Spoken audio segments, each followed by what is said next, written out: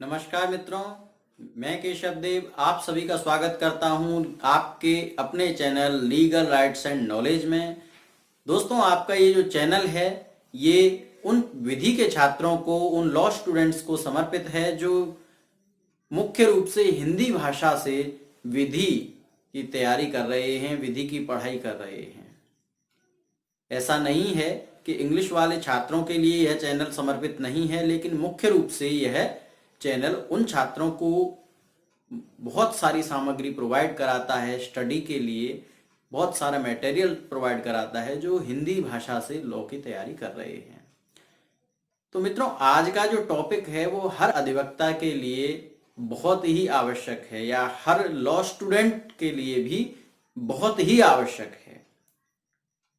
और उसमें आगे से बढ़ने से पहले, इस टॉपिक में आगे बढ़ने से पहले मैं आपसे दो बातें कहना चाहूंगा। पहली बात, सॉरी फॉर द राइटिंग।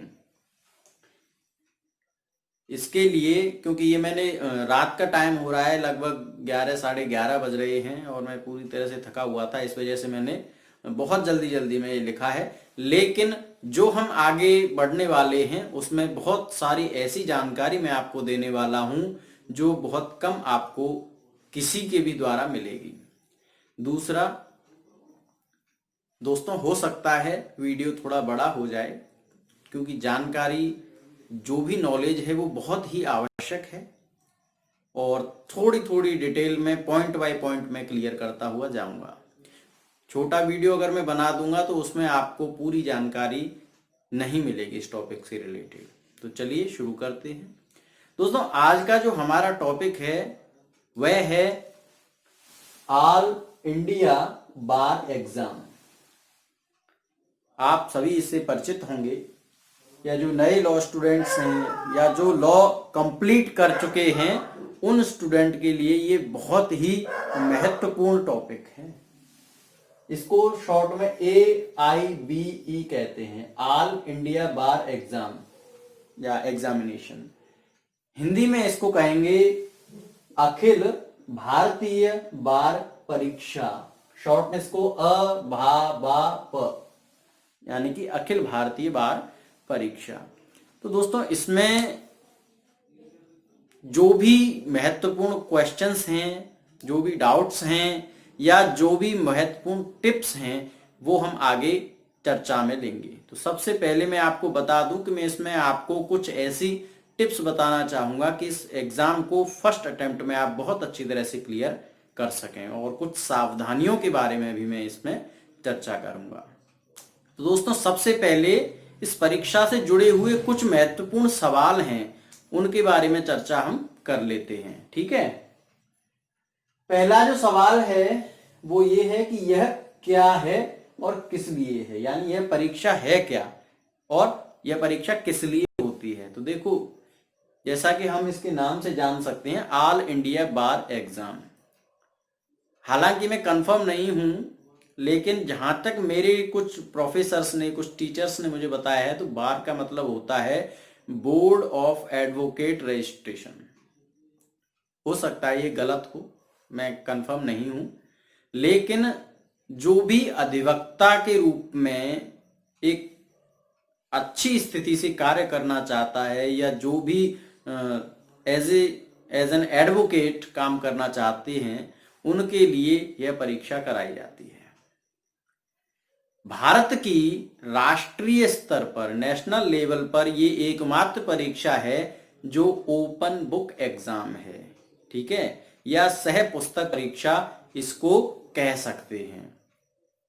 कारण ये है कि यहां पर हम ये नहीं देखते कि व्यक्ति को सब्जेक्ट कितना याद है, या जो BCI जिसको कंडक्ट कराती है, बार काउंसिल ऑफ इंडिया, तो इसमें ये नहीं देखा जाता कि व्यक्ति को सब्जेक्ट की कितनी नॉलेज है, बल्कि ये देखा जाता है कि जो अधिवक्ता के रूप में काम करने वाला है वो लॉ की किताबों को कितनी अच्छी तरह से समझता है, और जो टॉपिक है या समस्या है उस समस्या के अनुसार वह पुस्तक से हल कितनी जल्दी निकाल सकता है। क्योंकि एक अधिवक्ता को पूरे जीवन काल में सिर्फ और सिर्फ पढ़ना होता है, उसके पास केवल एक ही तरीका होता है कि समस्या आए और सीधे अपनी लॉ की जो बुक्स हैं उनमें उनका हल देखें। ठीक है, जब हम केस की तैयारी करते हैं तो उस केस की तैयारी के लिए हम रात रात भर बहुत मोटी मोटी पुस्तकों को निरंतर पॉइंट उनमें से देखते रहते हैं, निरंतर उनमें से प्रावधानों को हम देखते रहते हैं, तब जाकर हम कुछ ऐसे तथ्य सामने ला पाते हैं कि सामने वाले को न्याय मिल सके। ठीक है। अच्छा, सेकंड जो क्वेश्चन है वो है, इस परीक्षा हेतु योग्यता क्या है, एलिजिबिलिटी क्या है, योग्यता क्या है इस परीक्षा को देने के लिए। तो देखिए, इसके लिए सबसे पहली योग्यता ये है कि आप एक लॉ ग्रेजुएट हो। ये बात याद रखना, अगर आप LLB कर चुके हैं या 5 ईयरली कोर्स BA LLB कर चुके हैं तो आप लॉयर या एडवोकेट नहीं हैं। पहली बात, आप केवल लॉ ग्रेजुएट हैं या लॉ स्टूडेंट आपको कहा जा सकता है। कारण ये है कि जब तक आप इस एग्जाम को क्वालिफाई नहीं कर लेते या स्टेट बार काउंसिल में आप रजिस्ट्रेशन नहीं करा लेते, तब तक आप एक एडवोकेट नहीं हैं। एडवोकेट एक्ट 1961 के अंतर्गत आपको रजिस्टर होना होगा। ठीक है, तो इसके लिए सबसे पहली योग्यता है कि आप कितने भी परसेंट से, केवल आप पास होने चाहिए। ठीक है, आपकी डिग्री में उत्तीर्ण लिखा हुआ होना चाहिए, पास्ड होना चाहिए। फर्स्ट सेकंड थर्ड किसी भी डिवीजन से कोई मतलब नहीं है, आपके पास LLB की डिग्री होनी जरूरी है। दूसरा, ऐसी यूनिवर्सिटी से, ऐसे संस्थान से होनी जरूरी है जो UGC और BCI अप्रूव्ड हो, पहली बात। दूसरी बात, आप अपनी स्टेट बार काउंसिल में रजिस्टर होने चाहिए। स्टेट बार काउंसिल में जब आपकी LLB कंप्लीट हो चुकी हो, आपके पास मार्कशीट आ चुकी हो, तो आप अपने जिस भी, जैसे कि मैं उत्तर प्रदेश में रजिस्टर हूं, यहाँ पे आप देख सकते हैं मेरा जो रजिस्ट्रेशन सर्टिफिकेट है उसको आप अच्छी तरह से देख सकते हैं।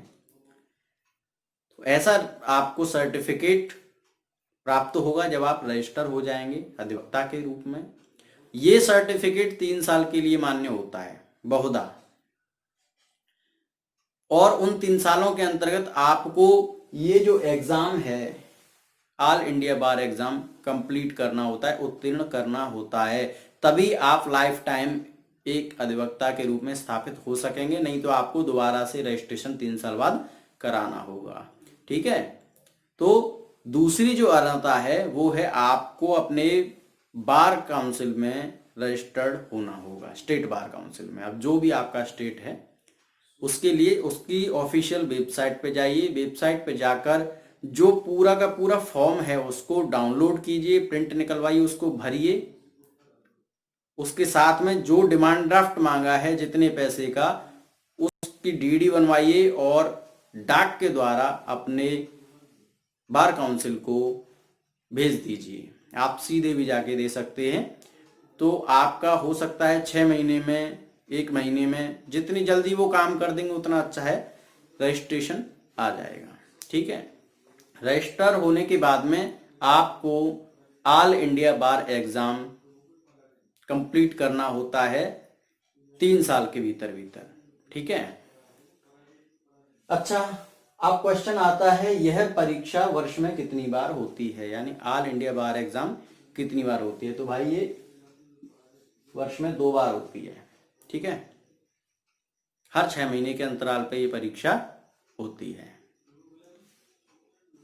इसकी फीस क्या है या कब शुरू हुई, तो देखो भाई, यहां पर एक प्लस पॉइंट में बता देता हूं कि जिनकी LLB 2010 से पहले कंप्लीट हो गई थी या 2010 तक कंप्लीट हो गई थी, उन्हें इस परीक्षा को देने की कोई जरूरत नहीं है। ठीक है, लेकिन उसके बाद में जिन्होंने LLB में दाखिला लिया है या कंप्लीट हुई है, तो उन्हें ये परीक्षा देना बहुत जरूरी है। ठीक है, 2011-12 के अंतराल टाइम पे ये शुरू हुई थी और इसकी फीस इस समय है 3,560 रुपए। ठीक है, 3,560 रुपए। जब मैंने दी थी उस समय शायद 2,500 थी। फिफ्थ है यह कितने विषयों पर होती है और इसमें कितने प्रश्न आते हैं। तो देखो भाई, स्पष्ट रूप से यह आपके एलएलबी के जितने भी सब्जेक्ट्स हैं उन सभी पर होती है, सारे ही सब्जेक्ट आते हैं। सिलेबस आप देख सकते हैं, मैंने लगा दिया है, ठीक है। सिलेबस में आप देख लें कौन कौन से सब्जेक्ट्स हैं और किस सब्जेक्ट से कितने क्वेश्चंस आएंगे, वो भी इसमें मेंशन किया हुआ है सिलेबस में, ठीक है। नेक्स्ट है, क्या इसमें नकारात्मक अंकन होता है, ठीक है। तो देखो भाई, नेगेटिव मार्किंग या नकारात्मक अंकन इसमें बिल्कुल नहीं होता है। पहली बात, यह कितने समय अवधि की होती है। देखो 3 घंटा 30 मिनट यानी 3.5 घंटे का ये एग्जाम होता है। लास्ट क्वेश्चन है, इसे फेल होने पर कितनी बार दे सकते हैं। देखो भाई, ये सबसे बड़ी आश्चर्य की और हंसी की बात है कि जो आप इतने बड़े प्रोफेशन में जा रहे हो, ठीक है, अधिवक्ता के रूप में। अधिवक्ता अपने आप में एक बहुत बड़ा अफसर होता है, क्यों? क्योंकि वो लोगों को न्याय दिलाता है।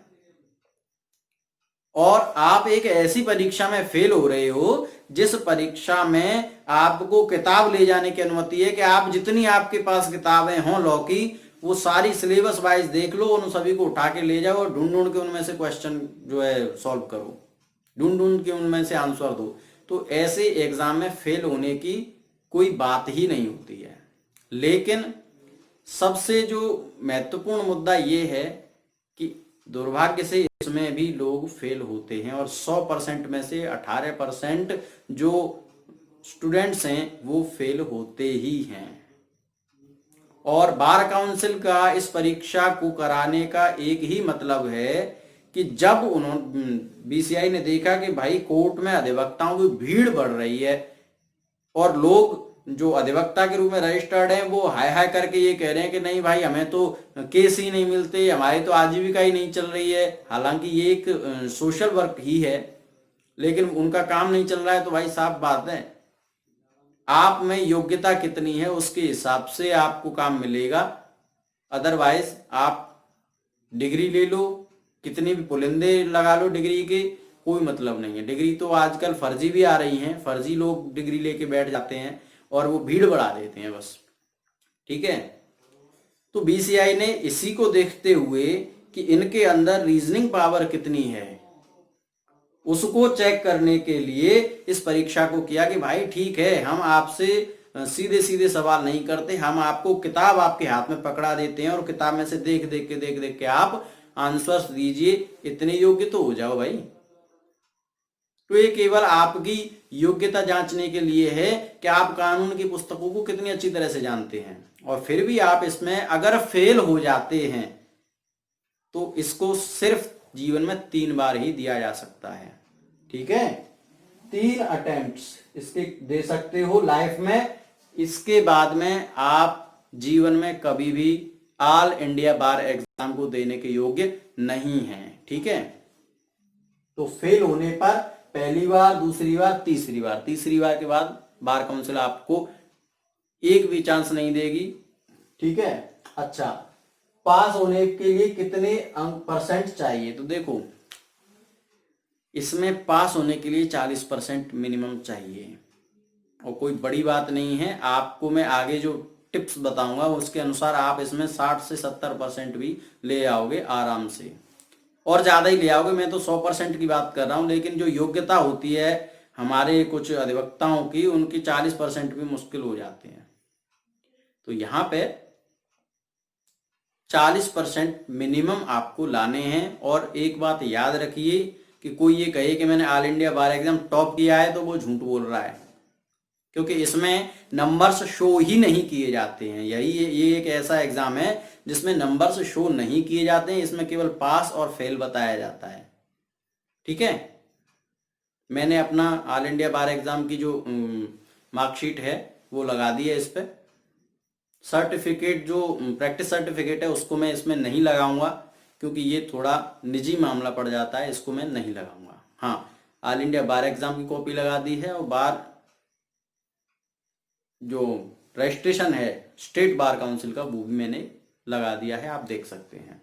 अगर कोई बात समझ में ना आ रही हो, बोर्ड पे देखने में दिक्कत हो, तो उसके लिए भी मैं नोट्स आपके लिए यहाँ पे लगा चुका हूँ, कोई प्रॉब्लम वाली बात नहीं है। ठीक है, तो देखो यहाँ पे पहली बात तो ये अधिवक्ताओं के लिए मैंने कुछ बातें रखी हैं कि जो होने वाले अधिवक्ता हैं, ठीक है, विल बी एडवोकेट्स हैं, उनके लिए मैं स्पष्ट रूप से कुछ सुझाव अपनी तरफ से देना चाहूंगा, जिससे वो आगे अपने प्रोफेशन में बहुत अच्छा परफॉर्मेंस दे सकें और समय पर एक अधिवक्ता के रूप में स्थापित हो जाएं। ठीक है, तो सबसे पहले तो भाई ये है कि स्टेट बार काउंसिल में रजिस्टर हों।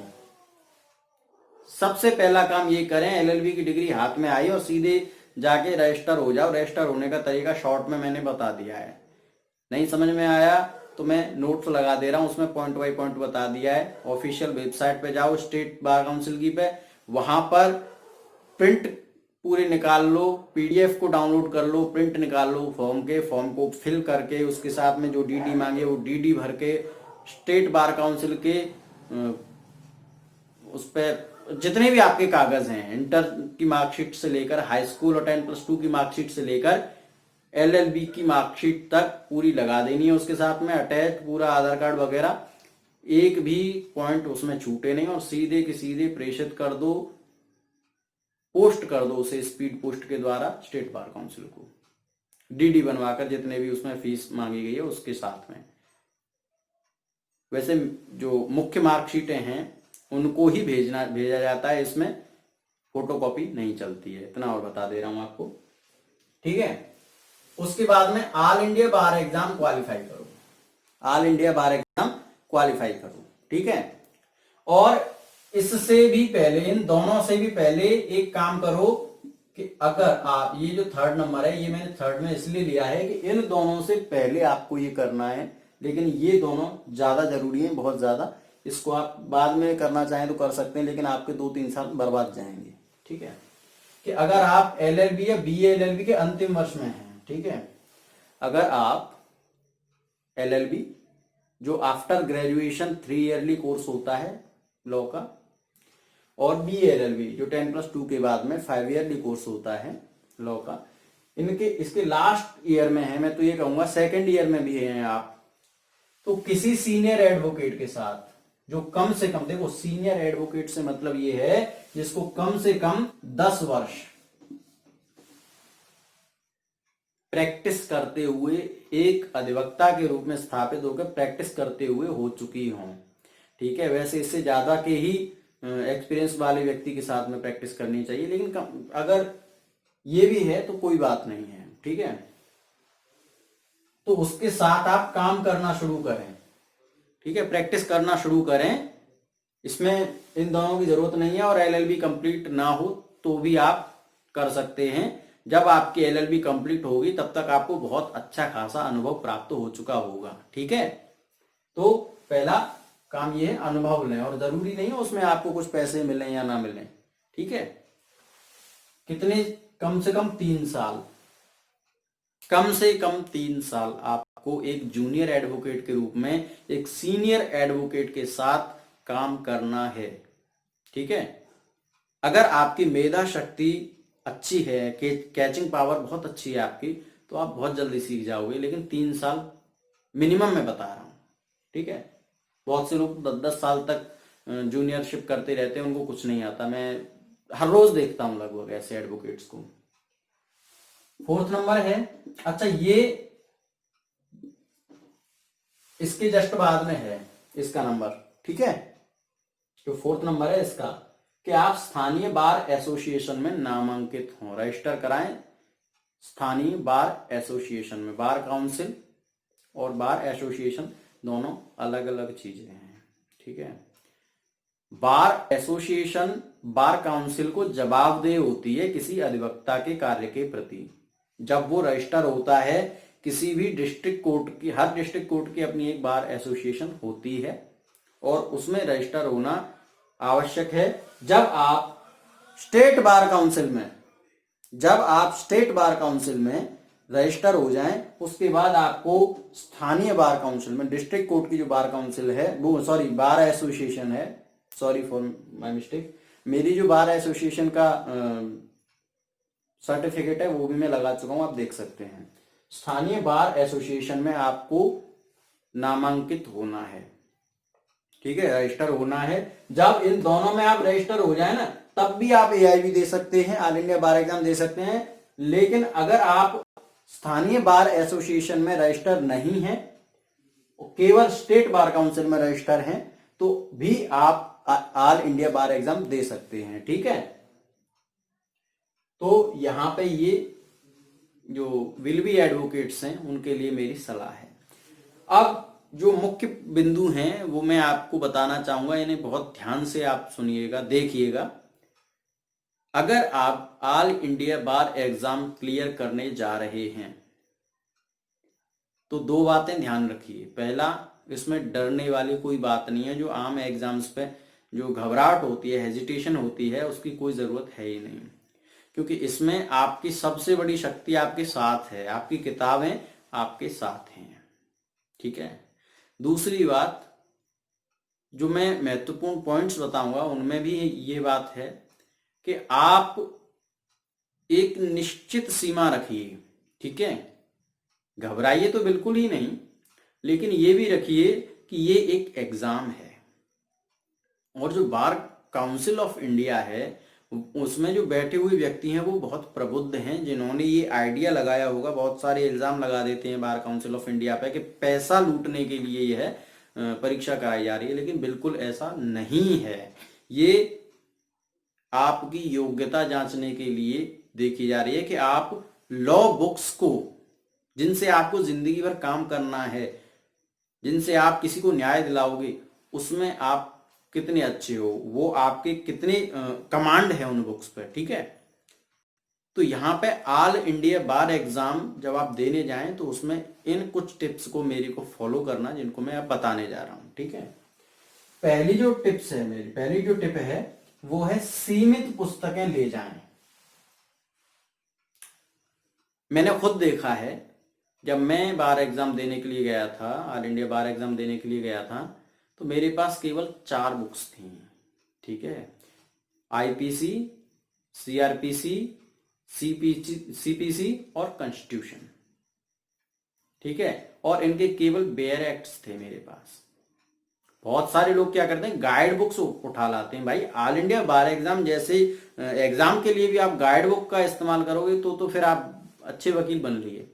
मेरे पास केवल साथ में कई मेरे दोस्त थे, और तो मैंने वहां पे देखा कि एक पूरी की पूरी अटैची भर के, एक सिस्टर ही थी अपनी, वो पूरी की पूरी एक अटैची भर के बुक्स ले आई, और बेचारी उसमें से ढूंढ ढूंढ के करती रही, और लास्ट में जब 3.5 घंटे, बहुत बड़ा टाइम होता है, 3.5 घंटे गुजर गए, तब भी वह एग्जामिनर को अपना जो ओएमआर शीट है वो देने के लिए राजी नहीं हुई। उसने बहुत बड़ा वहां पे हंगामा खड़ा कर दिया।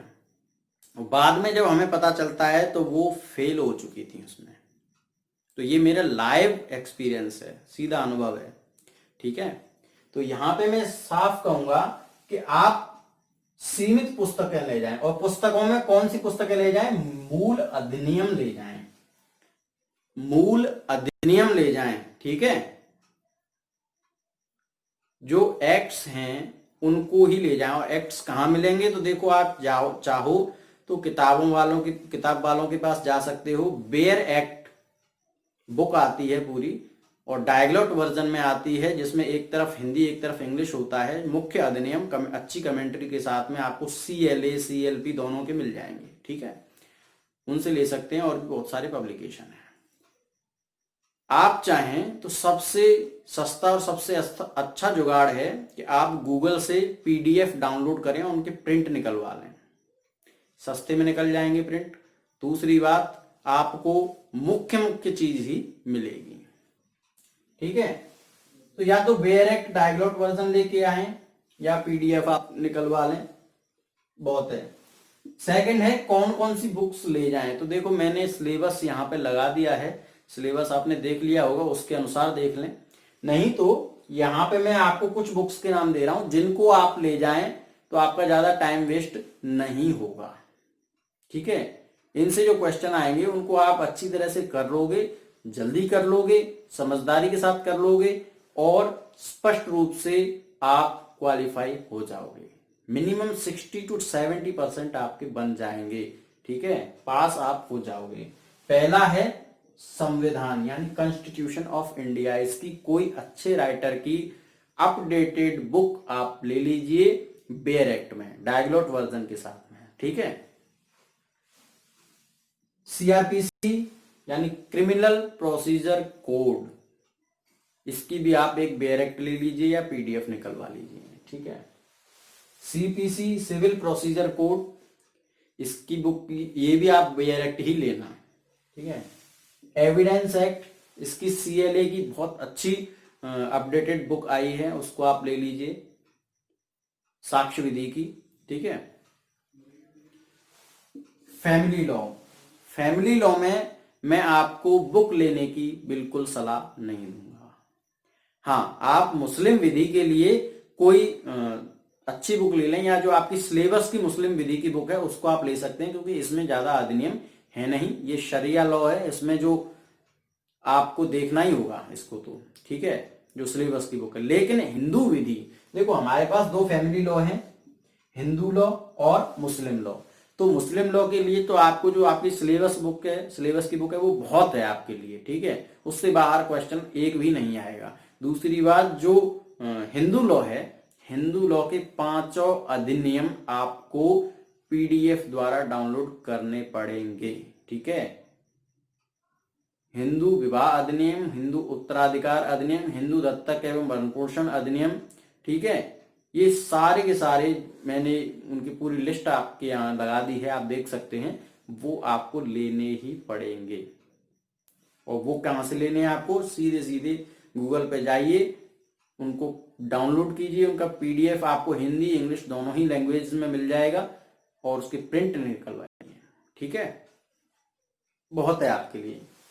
संविदा विधि, संविदा विधि के लिए आपकी सिलेबस की बुक ही काफी है, ठीक है, जो आपकी सिलेबस बुक है कॉन्ट्रैक्ट पे, कॉन्ट्रैक्ट 1, कॉन्ट्रैक्ट 2 बहुत है।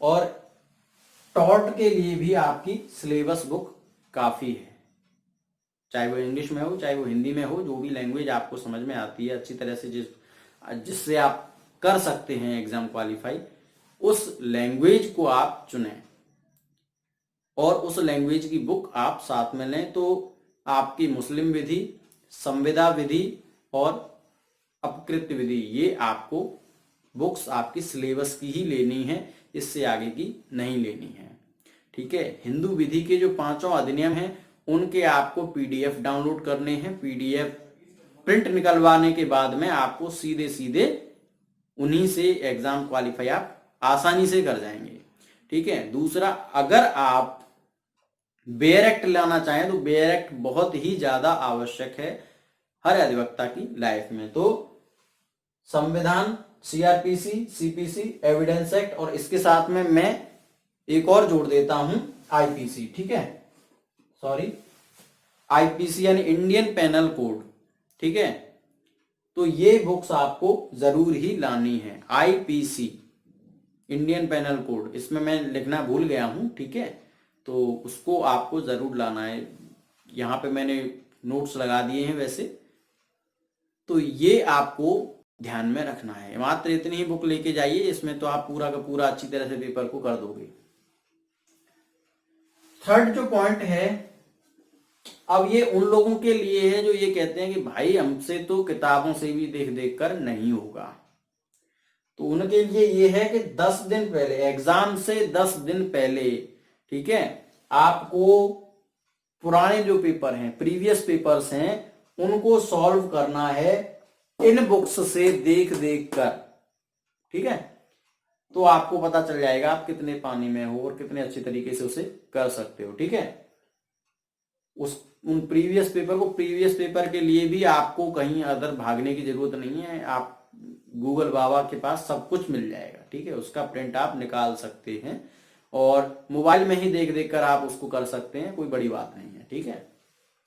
तो परीक्षा से 10 दिन पहले से, मैं तो ये कह रहा हूं 1 महीना पहले से शुरू कर दो, ठीक है, लेकिन 10 दिन पहले से कम से कम 10 दिन पहले से आप प्रीवियस पेपर्स को एक एक दो दो पेपर आपको डेली निकालना है। तो आप एग्जाम के टाइम तक इतने धुरंधर हो जाओगे कि आप उसमें फेल नहीं होगे। हालांकि इसमें फेल होने वाली कोई बात नहीं है, बहुत इजी एग्जाम होता है।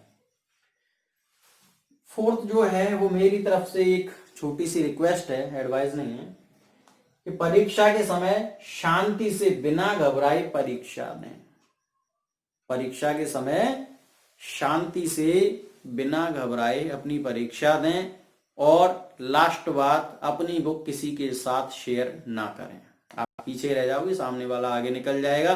बहुत से इतने बढ़िया वकील होते हैं कि वो अपनी बुक्स लाते ही नहीं है। मेरे साथ ऐसा हो चुका है। तो आप अपनी बुक किसी के साथ शेयर ना करें। हालांकि मैंने फिर उनसे मना कर दिया था। तो आप अपनी बुक से अपना एग्जाम दें, ठीक है। तो ये जो मैंने पॉइंट्स बताए हैं, इनके हिसाब से आप 1% भी चांस आपके नहीं है कि आप फेल हो जाएं, ठीक है। आगे फिर आपका परफॉर्मेंस है कि आप उन किताबों को कितनी अच्छी तरह से जानते हैं, उन किताबों को आपने कितनी अच्छी तरह से पढ़ा है। अगर आपने पढ़ा होगा तो क्वेश्चन के साथ में आप तुरंत की तुरंत निकाल के बता दोगे कि यह प्रावधान यहां पे है। अदरवाइज ऐसा कोई एग्जाम नहीं है जिसको आप क्वालिफाई कर पाए। चाहे आपको किताब दे दी जाए या चारों वेद दे दिए जाएं, आपका फेल होना जरूरी ही है, ठीक है। तो अगर आपको इसमें एक भी बात काम की लगी हो, इस वीडियो में एक भी पॉइंट समझ में आया हो या आपकी हेल्प की हो, तो प्लीज़ हमारे इस वीडियो को लाइक कीजिए, शेयर कीजिए, कमेंट कीजिए। और मैं हर रोज़ लॉ के अलग अलग सब्जेक्ट्स पर बहुत उम्दा वीडियो लाता हूँ, तैयारी करता हूँ, आपके लिए वीडियोस लेके आता हूँ, अच्छी अच्छी सामग्री लेके आता हूँ। उन टॉपिक्स को अच्छी तरह से हिंदी में समझाने का प्रयत्न करता हूँ, सरल भाषा में समझाने का प्रयत्न करता हूँ। तो प्लीज़ इस चैनल को सब्सक्राइब कीजिए। धन्यवाद।